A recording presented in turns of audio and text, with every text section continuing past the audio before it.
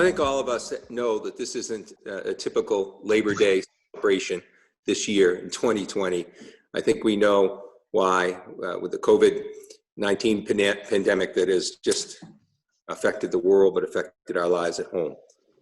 But it is a special day, Labor Day, to pay tribute to our workers across the country and at home. And during this pandemic, I've had the opportunity and the honor to talk with people that are working their way through this at vital professions. We selected someone from all three of our regions, from the South Shore, from the South Coast, from the Cape and Islands, just to give us their thoughts about working with their colleagues. More professions than the ones we're going to discuss obviously affected. We're all affected. We're affected if we're on unemployment. We're affected if our businesses have closed down or if we're furloughed. We're affected in our daily lives. Our families are affected. Childcare is affected. I could go on. But the issue here is to say thank you. So we're joined here with representatives from the South Shore, South Coast, and Cape Cod and the Islands. And from the Cape Cod and the Islands, Shannon Sherman is with us, who works for Cape Cod Hospital, obviously a frontline profession. Thank you for joining us, Shannon.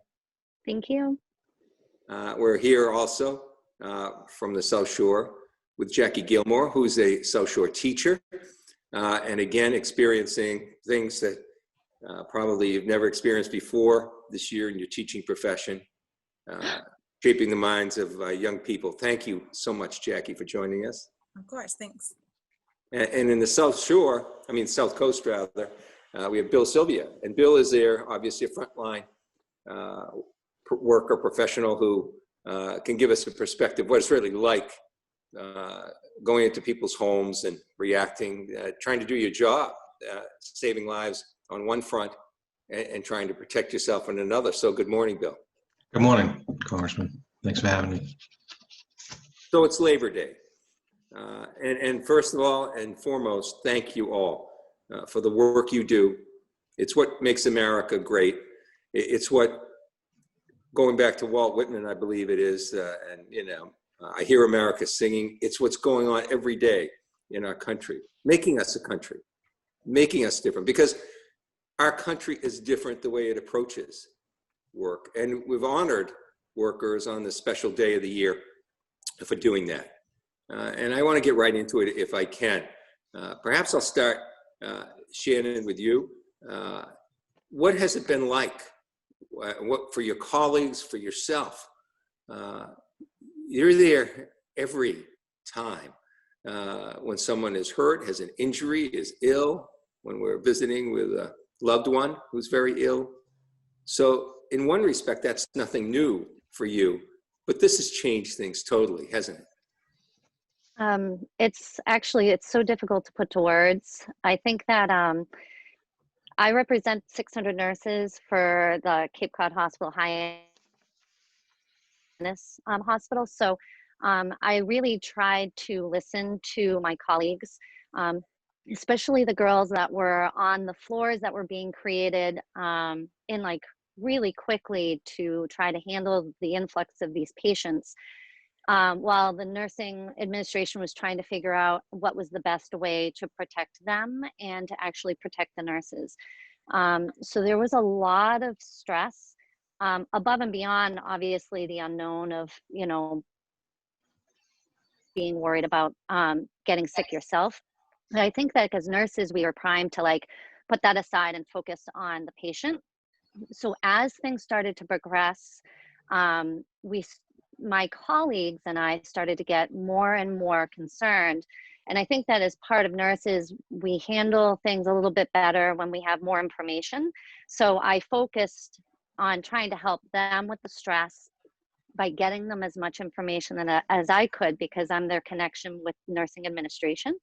So the more information that I got them, the better they could handle the stress. But I think we never really had a full surge down on the Cape, which we were lucky. But the numbers that we saw for a couple of weeks really humbled everyone, but I felt as though the nurses, after a couple weeks of it, really their burnout and their stress levels happened a lot quicker than even they had realized. So I I would talk to nurses that were, leaving the hospital and crying in their car, and they didn't want to come back to work, and this internal struggle of, doing what we are, made to do, because as nurses, it's not just a profession, it's a calling. But the internal struggle really was difficult. So I had a lot of my colleagues just constantly breaking down.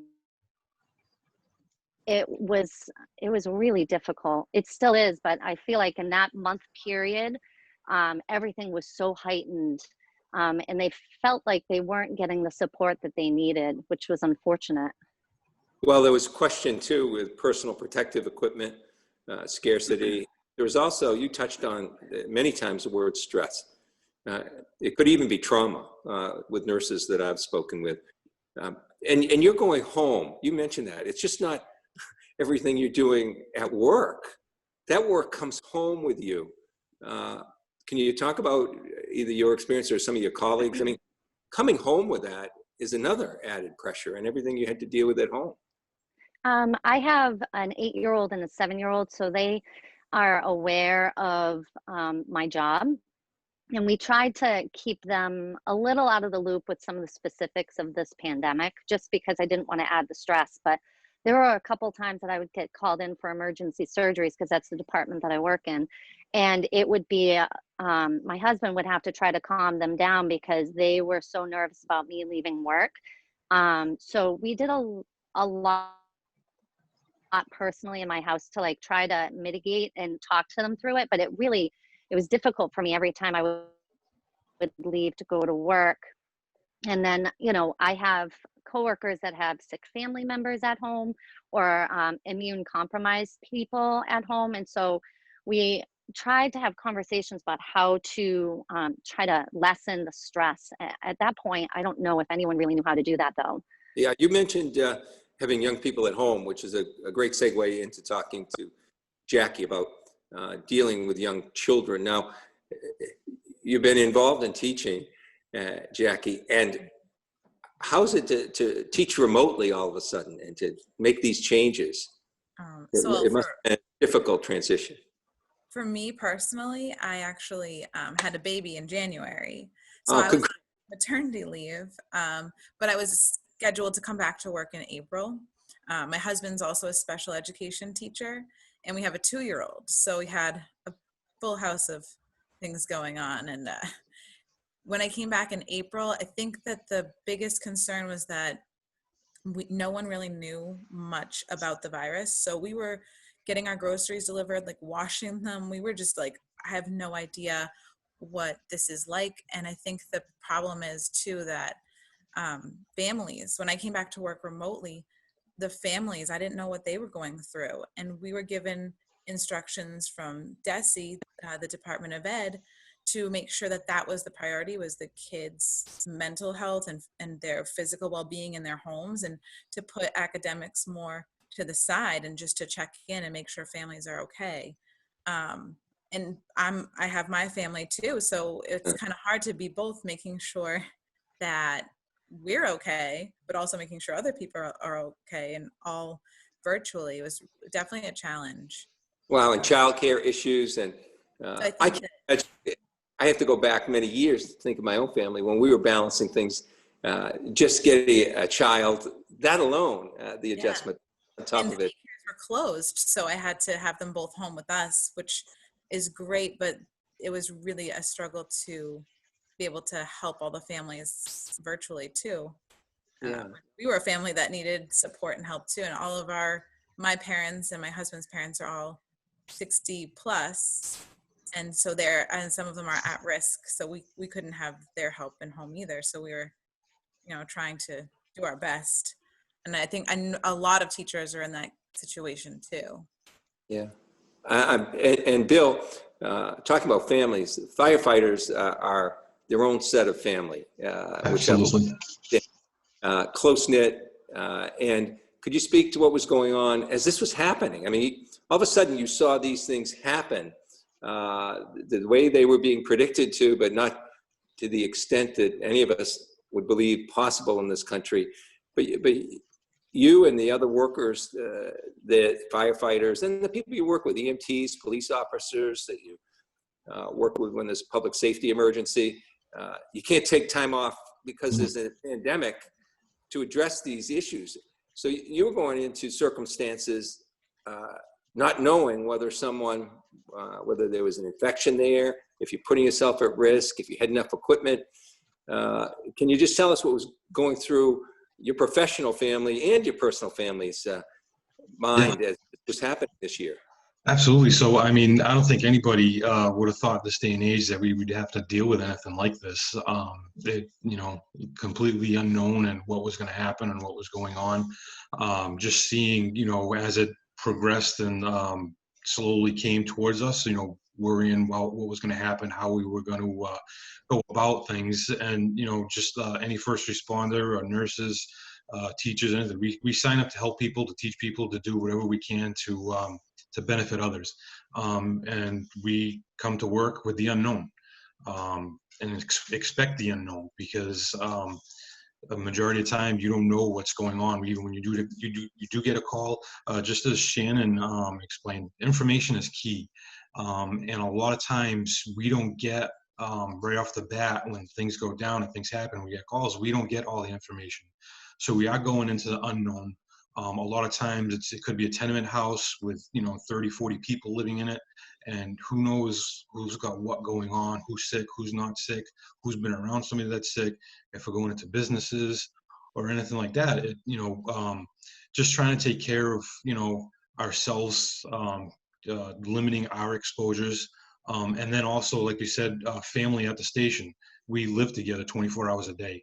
And we're around each other constantly, whether it's in the truck or in the station. So even that, social distancing inside the station, inside the apparatus, wearing PPE, and just trying to stay ahead of it like that.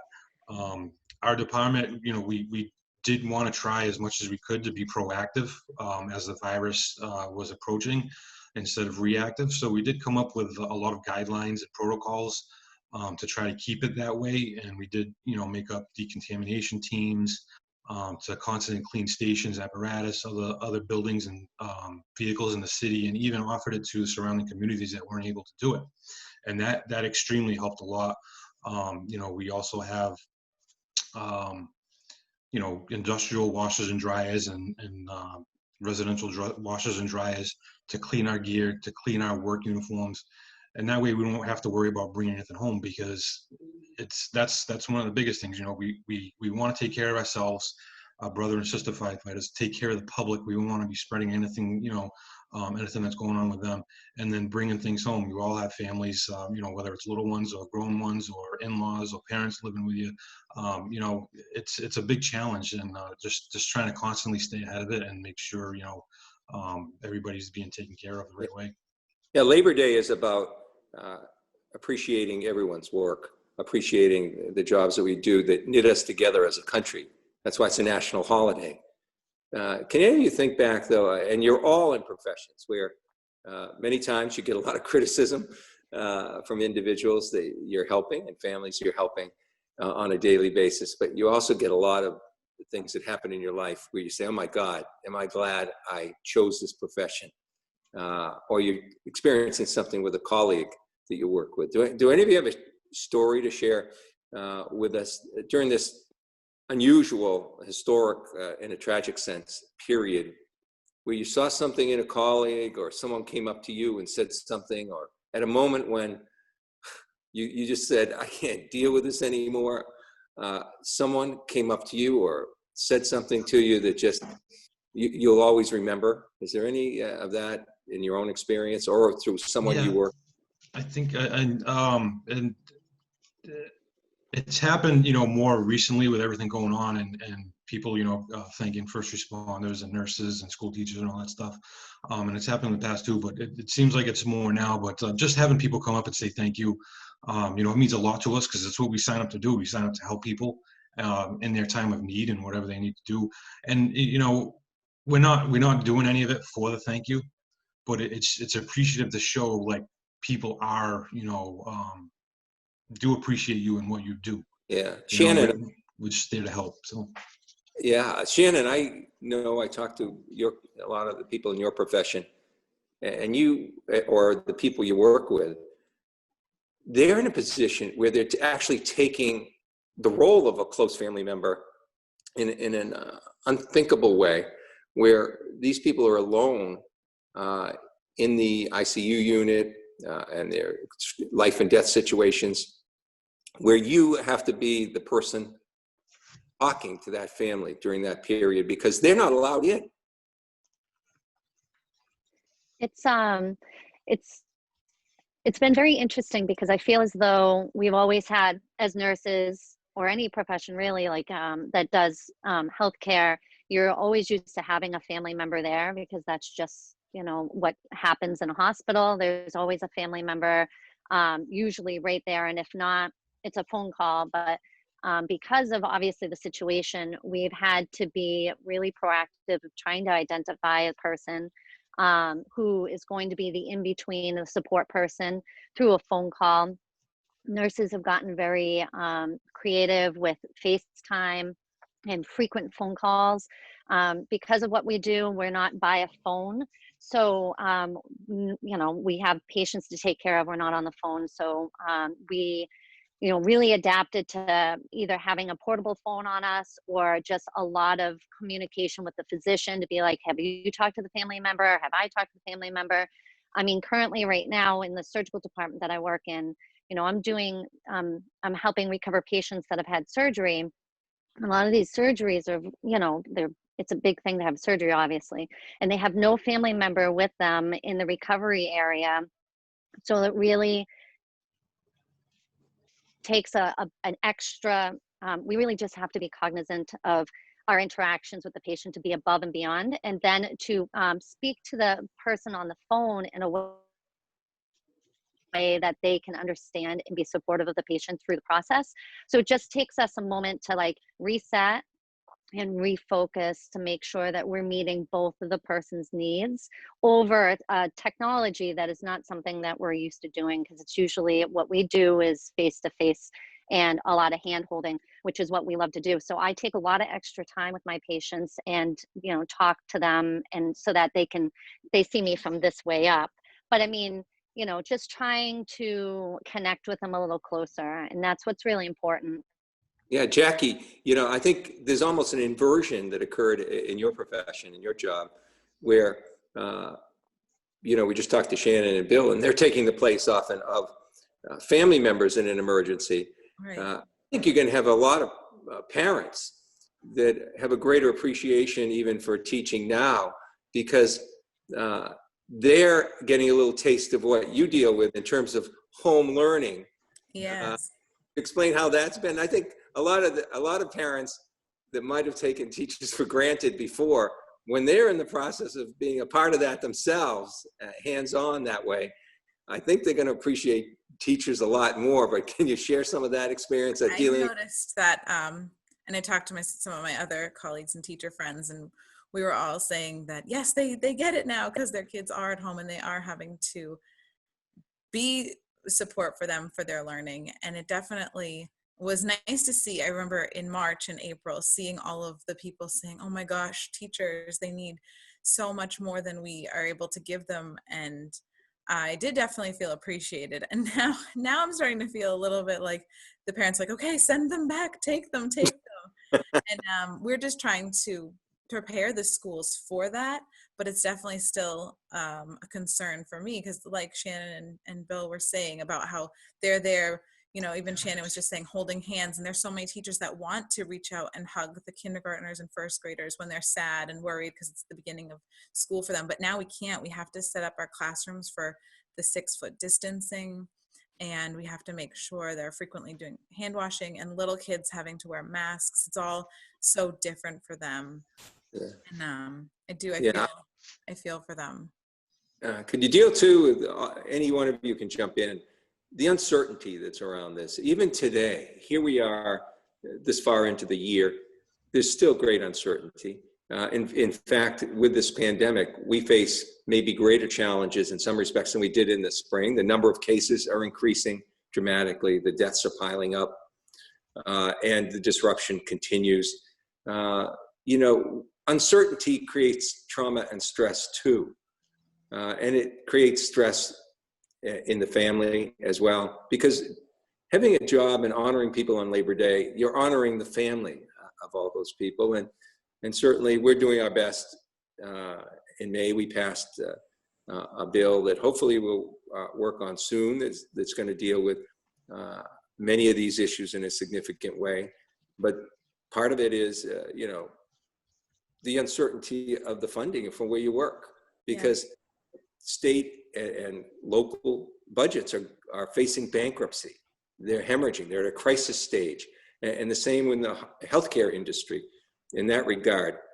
So we're working in that, but can you just speak to, maybe without bearing any confidences with colleagues, but you must have had discussions with other people who work with you in your professions about that uncertainty and the stress level of not knowing what's coming next? I think I'll just speak real quick to what's going on, because people probably have heard what Cape Cod Healthcare just experienced with the layoff of 118 of our employees. And, I always work as a mother and professional, and a mother of an 8-year-old. So I always point out missed opportunities to my 8-year-old. If, I'm not going to tell him what he did wrong, he's going to figure it out. Good teacher there. I think as nurses are natural teachers as well, because this is what we do as well. But so I feel like I can't understand the stress to that level of the administration. I just feel as though with the amount of time that we've had to kind of figure out better ways to work, I think it was a missed opportunity. The hospital needs all of their employees to work well together. And the patients feel an immediate effect when a housekeeper or a diagnostic tech or a kitchen person, they lose their job. Plus it has a negative impact to the actual overall community. I mean, Cape Cod Healthcare is the largest employer down here, and you think like, oh, it's just 118 jobs, but that has a ripple effect. And then it also affects the mentality and our mental health of the rest of the coworkers in the hospital. And I just feel like there could have been, if we can put people in space, there has to be a better way of thinking outside the box to try to retain those jobs. I feel so passionately about this, and the bedside nursing staff wasn't negatively impacted in a sense that they didn't lose their jobs, but it impacts us greatly as a community at that hospital and how to care for our patients. It's really unfortunate. Shannon, that was such an important point you just made, because in our society, and that's what we're talking about with Labor Day, we are interdependent. This is a job chain that's there. So like your job and your ability to do it really also is a job of the clinician, or who's ever doing the testing, who's ever giving you information and able to give you information so you can do your job the right way in a timely fashion. And Bill, you see the same thing. You've faced some of these issues before, the uncertainty, but certainly it's stress upon stress right now. Absolutely. Unfortunately, when all this was first starting back in March, our mayor decided to close a fire company to save some money for the city. So with that, it reduced our response capabilities and it increased our workload at the same time.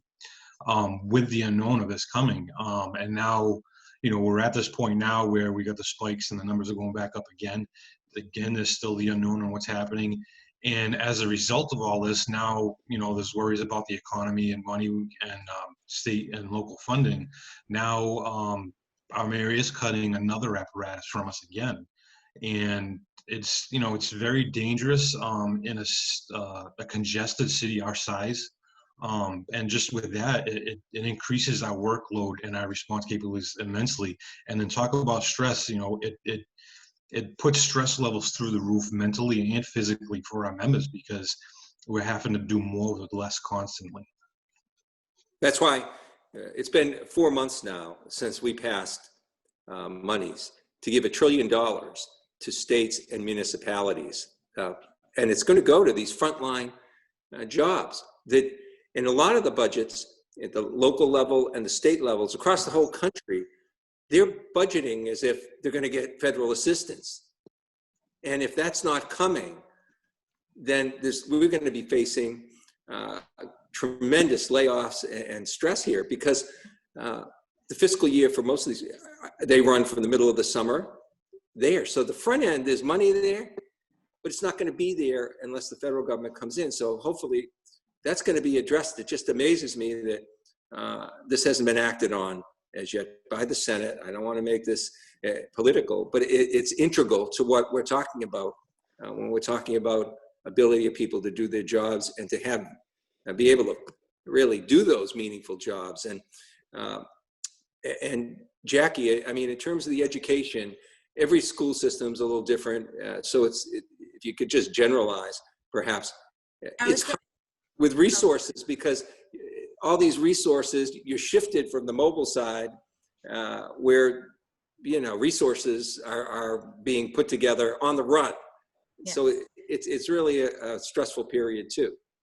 Yeah, and I wanted to interject what you were saying before too with the unknown, because schools were shut down in March quickly, and we made sure before any spikes. Now we're having the spikes and schools are being reopened during them.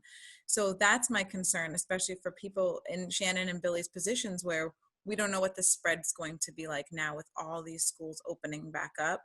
And I think that it's definitely challenging. It's scary. Teachers need new materials that we've never been given before. We've never had to have any PPE, and now we all of a sudden need it for every single teacher, every single school.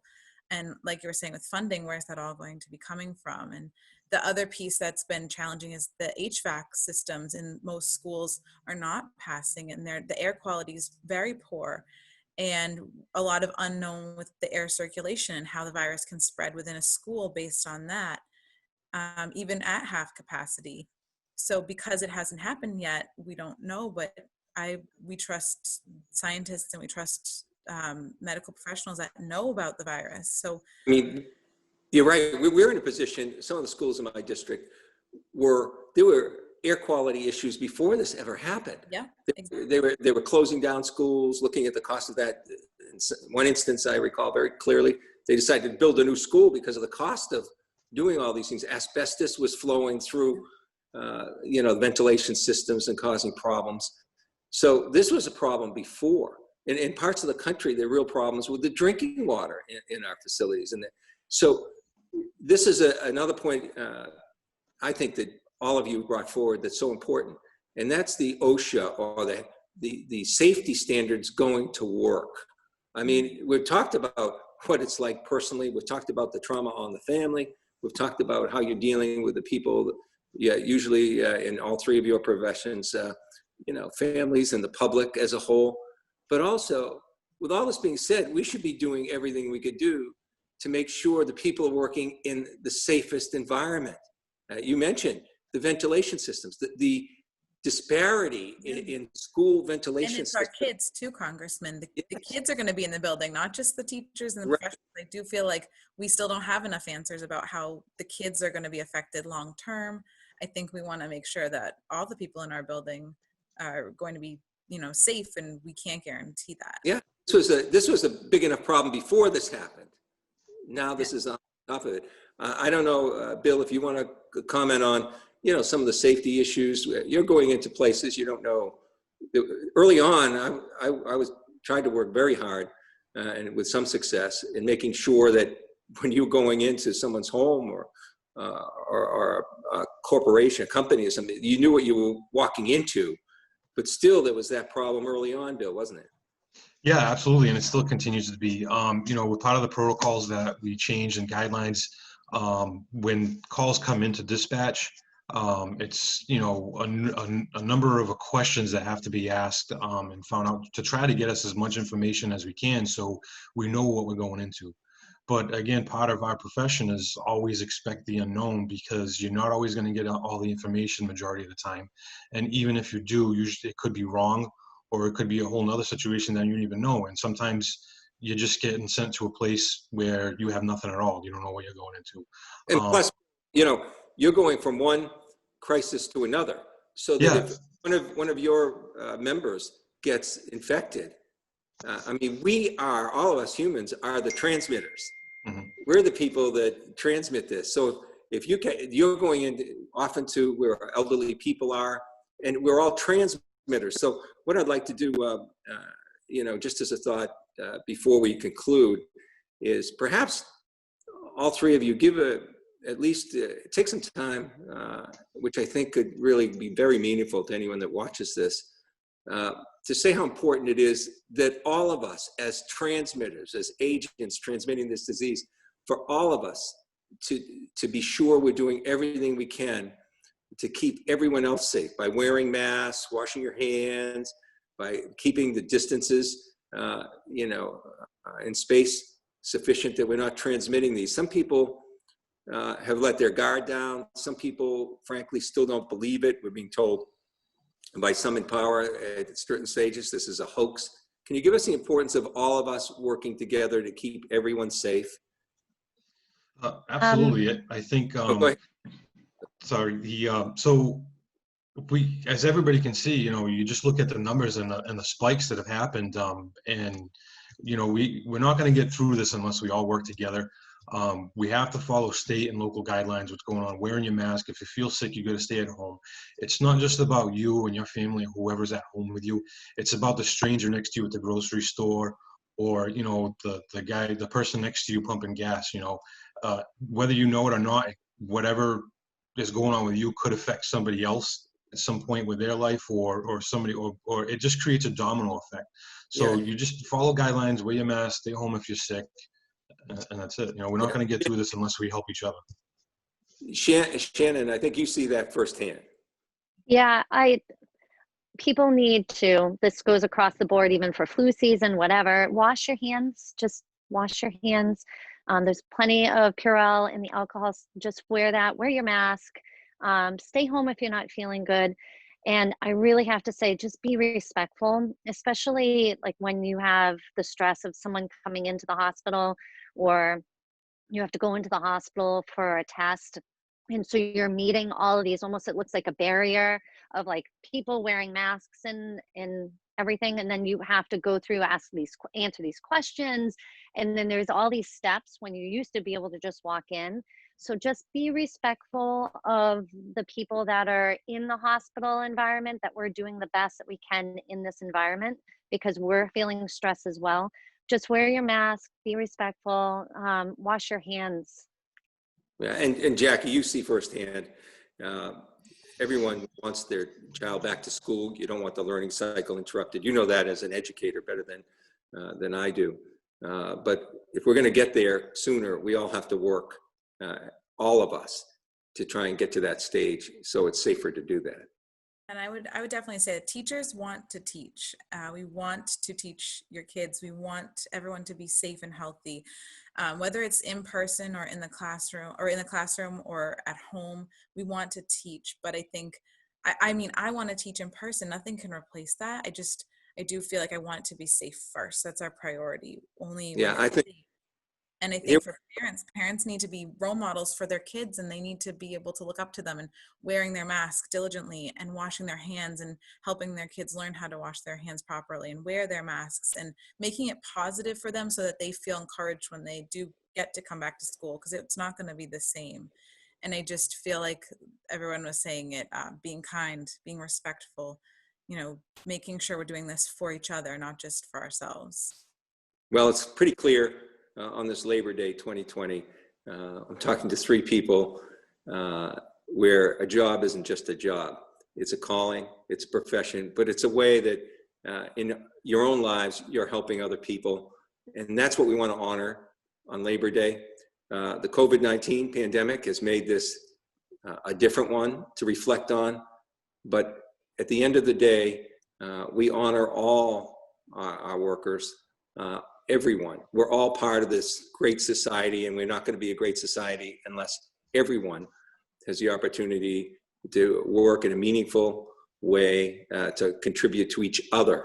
I guess the message this Labor Day is honor those people who work for us in so many different professions, honor our own work that we do in our professions every day, and realize more than ever, we're doing this because we're all in this together.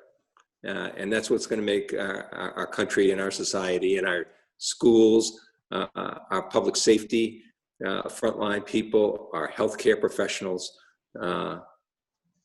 putting them in a position so they can do the job the best way they can. Thank you for what you do every day. Thank all your colleagues. Thanks to the professions that we haven't mentioned that are all integral. As we mentioned with Shannon, we're all part of a chain. Thank you, and enjoy the rest of the day. And thank you for taking part of this holiday weekend to share this. And I hope it brings a little more insight to everyone in our region on the value of everything you do. So happy Labor Day. Happy Labor Day. Thank you. Thank you, Congressman. Happy Labor Day. Thank you.